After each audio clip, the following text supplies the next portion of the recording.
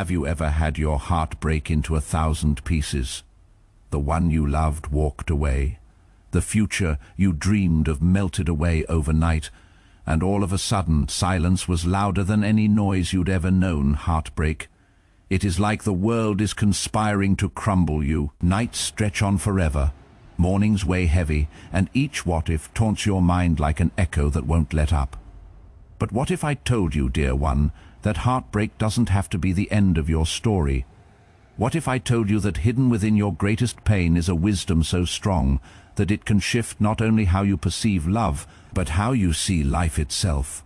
The Stoics, centuries ago, knew heartbreak more deeply than we do. Even they lived with betrayal, loss, exile, and abandonment. And yet they used those circumstances to fuel their strength. They did not think that heartbreak was punishment. It was a pedagogue. Marcus Aurelius wrote once, "The impediment to action advances action. What stands in the way becomes the way." To the Stoics, heartbreak was not a wall, it was a doorway. The door to wisdom, resilience, and a truer understanding of the human soul. And today, at Stoice Resto, we're going to walk through that door together. We'll uncover how the ancients used Stoic philosophy to transform heartbreak into clarity, rejection into growth, and sorrow into strength.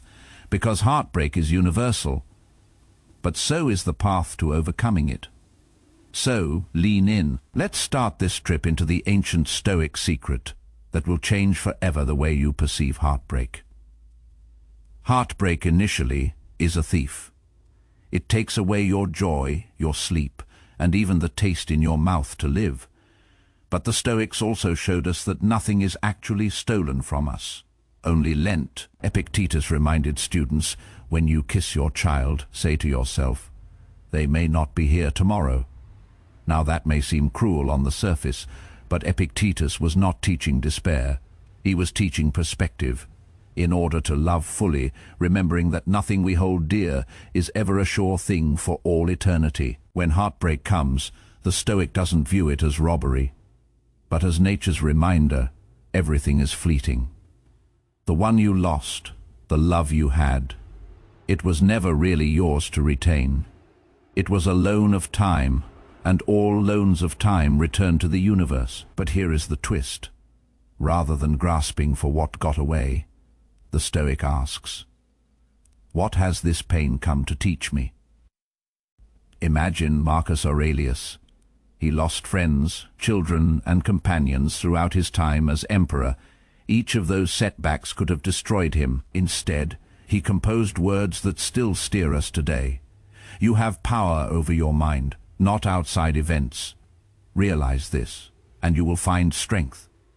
What is the first Stoic secret to changing heartbreak? Then control the controllable. You can't control that they left. You can't compel them to come back.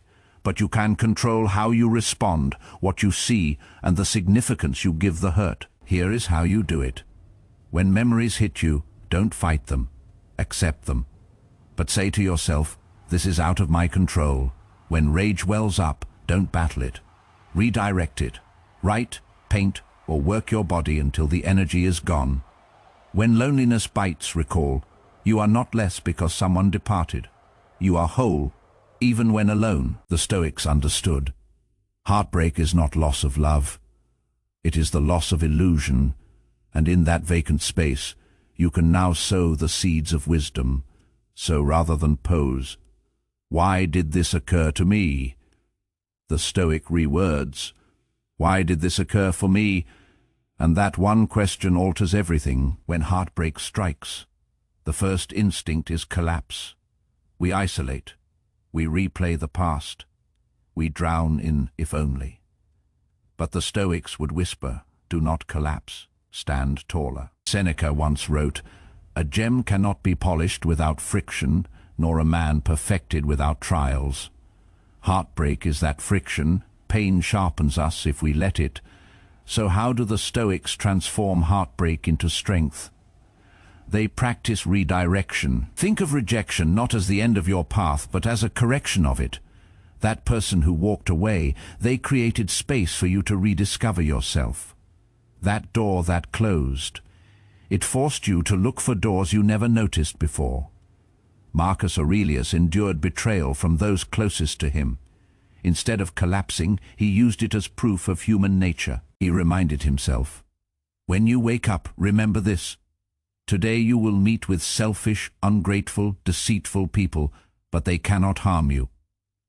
The second Stoic secret, then, is this: see rejection as redirection. Practical ways to apply this. Write your heartbreak into wisdom. Take your pain to paper, not as complaints, but as lessons. What did this heartbreak reveal about you, about what you truly value? Reinvest your energy. The hours spent chasing, checking, or grieving, pour them into growth. Train your body, read philosophy. Start a project. Rejection becomes fuel when redirected. Detach with dignity. Don't beg, don't chase, don't prove. The Stoic path is silent strength. You walk forward, knowing your worth is not determined by someone else's approval. And here's where the transformation begins. The very wound that once bled becomes the scar that strengthens. Every time you resist collapse and choose growth, you carve resilience into your soul. The heartbreak you thought would break you. It becomes the foundation on which your new, stronger self is built. This is why the Stoics didn't just endure pain. They welcomed it. Because every loss was also a lesson. Every no was also a doorway. And every heartbreak was an invitation to rise. Heartbreak doesn't just hurt. It ignites a storm inside. Anger, sadness, jealousy, longing, all battling for control. And most people drown in that storm.